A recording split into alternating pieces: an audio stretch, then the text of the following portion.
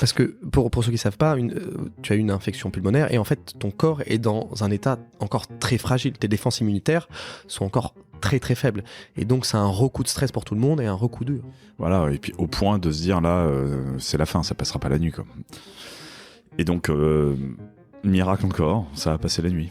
Et le lendemain, comme mon cœur réagit bien, probablement aussi parce que j'ai un cœur de sportif, hein. Le vélo m'a tué, mais le vélo m'a sauvé à force de faire du vélo. Tu penses ça vraiment? Ouais.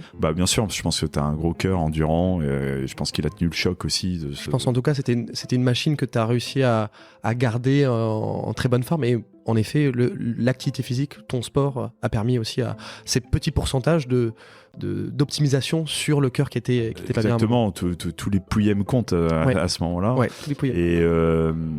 Et donc là, ils lui disent, bon, le cœur réagit incroyablement bien, et donc on va tenter de le sortir du coma. Et là, ils lui disent, on a 3 options.